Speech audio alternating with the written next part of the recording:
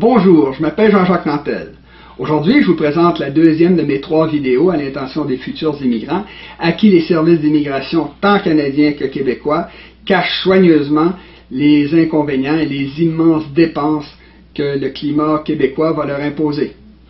Pour faire changement, moi je vais dire la vérité et à la fin de la vidéo, je vais vous fournir une bibliographie Internet complète qui va vous permettre de tout vérifier par vous-même. Comme je l'ai dit dans la vidéo précédente, les Québécois de souche descendent de moins de 10 000 pionniers français. Certains historiens disent aussi peu que 2600. Si un peuple aux origines aussi modestes, représentant encore aujourd'hui près de 80% de la population, alors que le Québec a été submergé pendant des siècles par des millions d'immigrants, c'est bien sûr pour des causes tout à fait fondamentales, dont une des plus importantes est la rigueur du climat. Comme je le dis toujours, la quantité de vie que peut supporter un territoire est toujours en relation avec la quantité d'énergie disponible. Or, le Québec, qui est situé au nord de son continent, reçoit relativement peu d'énergie du soleil, principalement parce qu'à nos latitudes, le soleil frappe avec un angle, ce qui diminue la quantité de chaleur que le pays peut utiliser. À cela s'ajoute l'effet des saisons, qui est dû à l'inclinaison de la Terre sur son axe, ce qui fait qu'au Québec, les étés sont courts et chauds, et les hivers longs et froids. À tout ça vient encore s'ajouter le fait qu'en Amérique du Nord, le Québec, c'est la dernière porte avant le pôle Nord, le Groenland et les neiges éternelles. Le résultat de tout ça, c'est que le Québec est un pays de basse énergie, qui diffuse la chaleur et la richesse, ce qui fait que sur la majeure partie de son territoire, la population a toujours été rare et très dispersée. Au nord du Québec, il fait tellement froid que le sol est gelé en permanence et que l'hiver, on peut parfois entendre les roches éclater sous l'effet du gel. À la limite des arbres, l'été est tellement court qu'un arbre de 4 à 5 cm de diamètre peut avoir plus de 100 ans. C'est la même chose pour les êtres humains, étant donné que les Autochtones du Nord québécois, qui se sont beaucoup reproduits au cours des dernières décennies, surpeuplent désormais un territoire plus vaste que la France, avec seulement quelques milliers d'individus. Comme ils vivaient autrefois de la chasse et de la pêche, les Autochtones, qui sont beaucoup plus nombreux aujourd'hui, ne trouvent plus de ressources suffisantes pour mener leur mode de vie traditionnel, ce qui les a obligés à l'abandonner et à devenir complètement dépendants du travail et des impôts payés par les autres Québécois. À l'extrême sud du Québec, le territoire est nettement plus habitable, notamment dans le pays naturel qu'on appelle les basses terres du Saint-Laurent et qui est situé entre les montagnes des Laurentides au nord et les montagnes des Appalaches au sud, et où on trouve le fleuve Saint-Laurent et l'écrasante majorité de la population.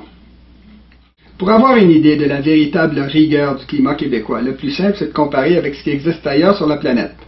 Par exemple, Montréal, qui est la ville la plus chaude du Québec, est quand même plus froide que Moscou en Russie, et elle reçoit chaque année plus de 2 mètres de neige. Comme on peut le voir sur la carte, Montréal est également plus froide et plus neigeuse que la plupart des grandes villes canadiennes. À cela, il faut ajouter l'humidité et le vent, qui, dans le long corridor rectiligne de la vallée du Saint-Laurent, peut augmenter de beaucoup la sensation de froid ressentie par la population. À Montréal, la température moyenne en janvier est peut-être de seulement moins 10 degrés Celsius, mais le facteur vent est tellement important que pendant plusieurs jours dans l'année, le froid réel ou ressenti peut atteindre moins 30 ou moins 40 degrés Celsius. Or, ce sont de ces journées exceptionnelles dont toute la population se souvient. Un immigrant m'a dit un jour qu'au Québec, il y avait seulement 2 saisons, l'hiver et le mois de juillet. C'est à peu près ça.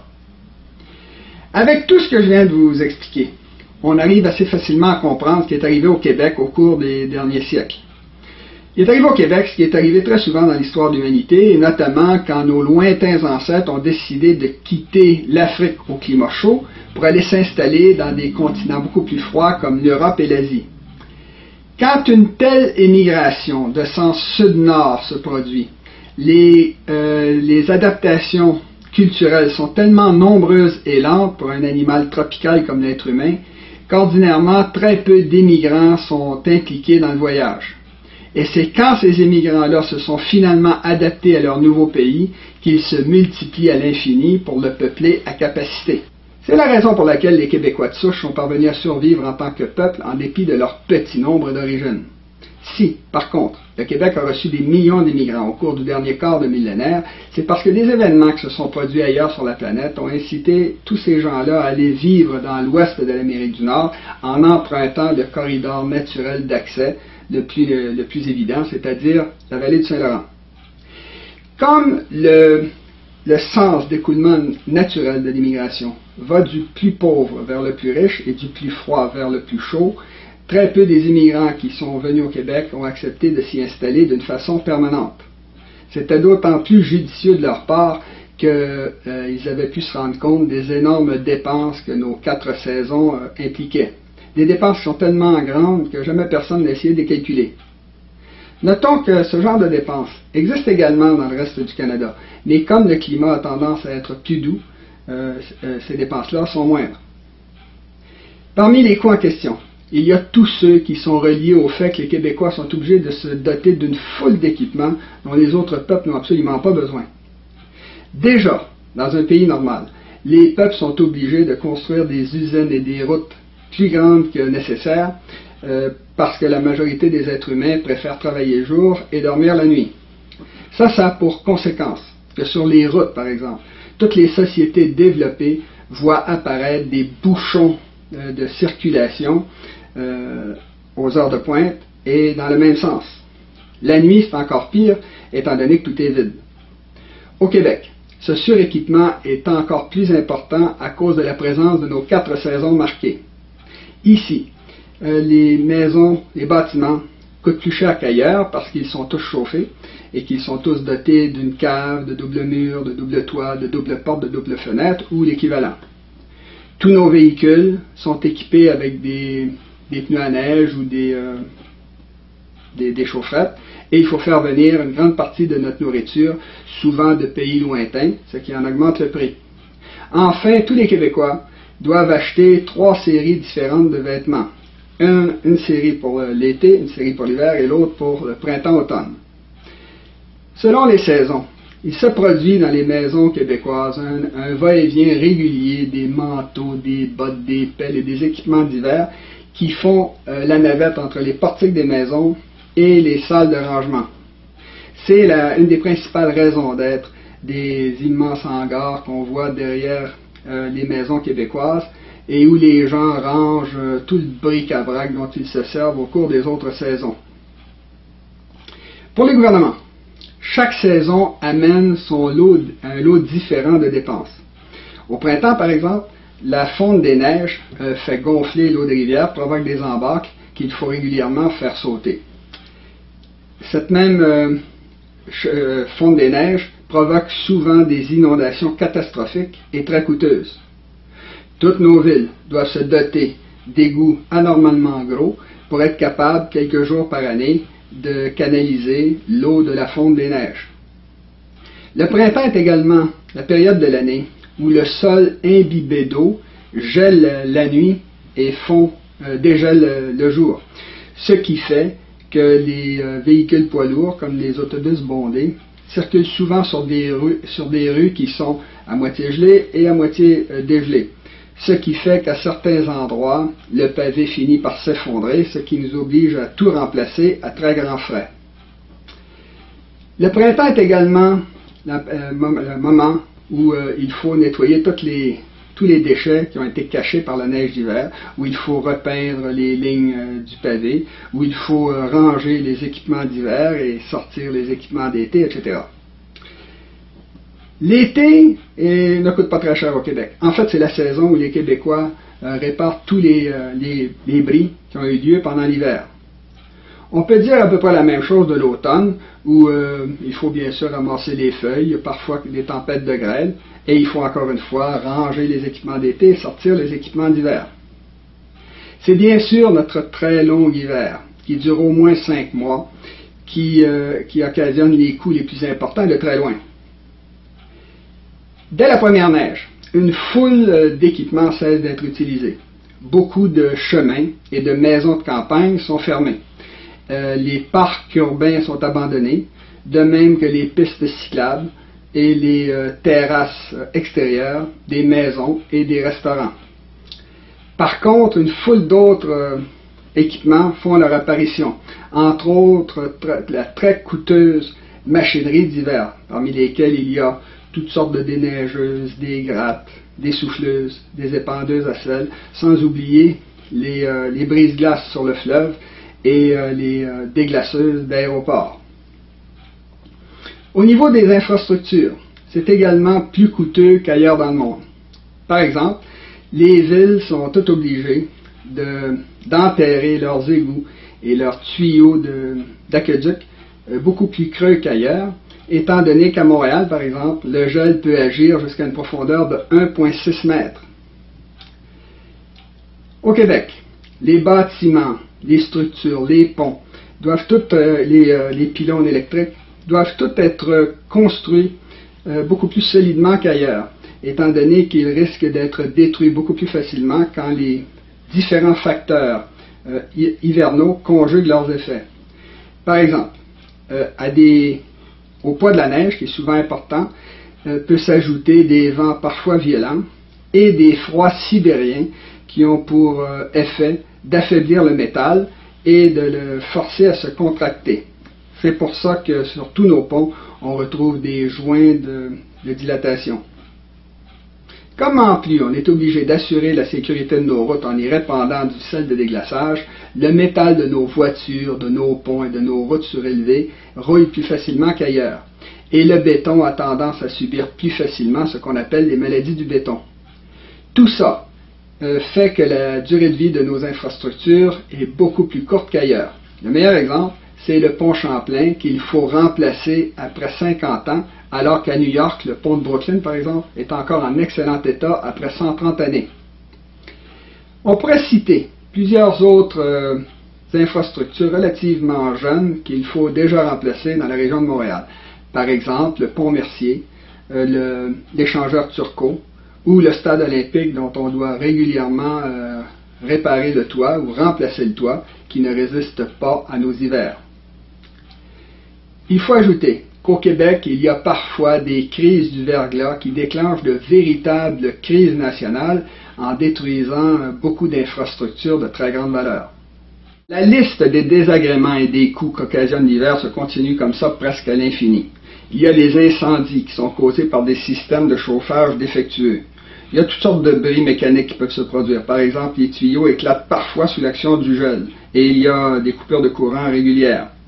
Il y a le sel de déglaçage qui détruit les pelouses au printemps, les vélos qui sont cassés par les déneigeuses, les accidents de la route qui sont causés par les dérapages, les blessures qui sont causées par des chutes de glace sur la tête des gens ou encore par le fait qu'ils ont dérapé sur de la glace vive.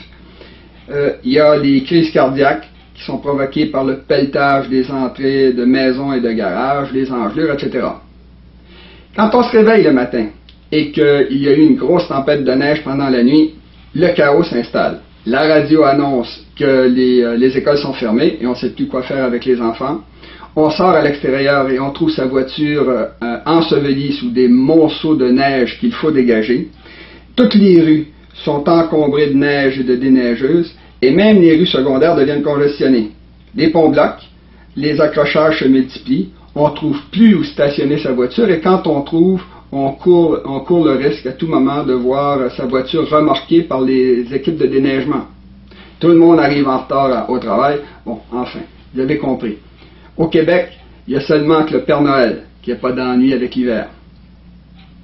À tous les problèmes que je viens de vous énumérer, s'en ajoute un autre qui est encore plus grave et plus coûteux. C'est le fait qu'entre les années 1960 et 1980 environ, les Québécois ont modernisé brutalement leur économie en construisant d'immenses infrastructures qui désormais s'étendent sur des dizaines de milliers de kilomètres jusque très loin dans le nord du Québec. En quelques années, des réseaux très complexes de routes, de barrages, de lignes électriques, d'écoles, d'hôpitaux sont apparus. Or, à cause du climat encore une fois, tout cela vieillit très rapidement et tout en même temps, ce qui fait que très bientôt nous allons devoir faire d'immenses investissements pour remettre tout ça en état. Le problème est tellement grave et urgent que dans une foule de domaines, nos ingénieurs nous apprennent qu'on approche d'un point de rupture. Pour donner un seul exemple du problème, le tiers de l'eau potable qui est produite à Montréal se perd dans les fissures de son système de distribution. Au Québec, il y a 185 000 km de routes. Il y a 4 700 ponts et viaducs, 6 000 digues et barrages et près de 34 000 km de lignes électriques à haute tension. À cela s'ajoute le fait que depuis quelques décennies, les Québécois ont suivi la mode nord-américaine et ont créé, loin des grands centres, des villes dortoirs, ce qui a multiplié inutilement le kilométrage de routes, de rues, d'aqueducs et d'égouts qu'il va bientôt falloir réparer. Le problème dont on parle ici est assez commun dans les sociétés en déclin. Les géopoliticiens appellent ça de l'overstretching. L'overstretching, ça se produit quand une société augmente momentanément sa richesse en multipliant les systèmes qu'elle ne peut pas entretenir à long terme, ce qui fait que très bientôt, tout se met à se déglinguer pour souvent aboutir à un effondrement généralisé. Au Québec, l'overstretching est d'autant plus problématique que la population vit au sud alors qu'une grande partie de la richesse est au nord. Pour rester prospères, les Québécois n'auront pas le choix d'entretenir les systèmes de communication qui les relient au Grand Nord québécois. Or, plus on monte vers le nord, et plus les circonstances, les conditions se détériorent. Dans le nord, les rivières et les plans d'eau sont inutilisables la majeure partie de l'année, ce qui fait qu'on est obligé de construire des routes, de les entretenir et de les déblayer régulièrement. Il faut également construire à intervalles réguliers des postes de ravitaillement et des services de secours qu'il faut approvisionner à coups de millions à partir du sud. Quand on envoie 2 ou 3 techniciens dans le Grand Nord pour travailler sur un problème pendant quelques semaines, les coûts montent en flèche parce que c'est toute une équipe qui doit partir avec eux. Un cuisinier, un concierge, un pilote d'hélicoptère, un mécanicien, etc. Pour faire face aux problèmes de ces infrastructures qui vieillissent vite et tout en même temps, le Québec moderne est particulièrement mal préparé, étant donné que depuis des décennies, ces politiciens qui ne songeaient qu'à se faire élire ont volontairement fait des économies sur l'entretien des infrastructures de façon à avoir plus de bonbons à distribuer à leurs électeurs. Pour pouvoir leur donner encore plus d'argent, ils n'ont pas hésité à créer une immense dette nationale, ce qui a beaucoup réduit notre capacité à payer. Et tout ça se produit à l'époque où nos travailleurs s'apprêtent à prendre leur retraite par millions pour être remplacés par de plus jeunes qui ne sont pas assez nombreux et dont une partie appréciable a étudié pour faire des sciences sociales, de la musique, du théâtre ou du cinéma. Tous les problèmes que je vous ai énumérés dans la présente vidéo réduisent notablement notre richesse collective et font que 100 000 $ gagnés au Québec, ça vaut pas mal moins que 100 000 $ gagnés dans des endroits comme la Floride ou la Californie. Comme me l'a dit un jour mon ex-femme, qui est brésilienne et qui vit présentement au Brésil, il faut que les salaires payés au Québec soient beaucoup plus élevés que ceux qui sont payés au Brésil pour que ça vaille la peine d'émigrer ici. Pour quelle raison est-ce que je vous ai révélé aussi crûment des vérités sur le Québec? Essentiellement, c'est parce que je suis tanné d'entendre mes amis dire que les Québécois les ont trompés pour les attirer ici. Moi, je suis un Québécois de souche, et plutôt que de vous montrer des dépliants touristiques, je vous ai révélé toutes les vérités qu'on vous a soigneusement cachées concernant l'hiver québécois. Si vous décidez de venir vivre parmi nous, vous serez bien sûr les bienvenus. Mais vous devez savoir que vous allez devoir vivre dans la province canadienne où les gens ont le revenu disponible le plus bas du pays. De plus, vous devrez accepter le fait que vous et vos descendants devrez contribuer à payer nos dettes, nos pensions de vieillesse, de même que la réparation de toutes les infrastructures qui ont été négligées au cours des dernières décennies. Dans la prochaine vidéo, je vais vous décrire plusieurs des particularités culturelles du peuple québécois. Un peuple qui, au total, est un excellent peuple, mais dont certains des défauts deviennent vite très agaçants pour les immigrants. N'hésitez pas à distribuer largement cette vidéo autour de vous. Je crois que vos parents et amis ont droit à la vérité. Ne manquez pas la prochaine vidéo. Au revoir.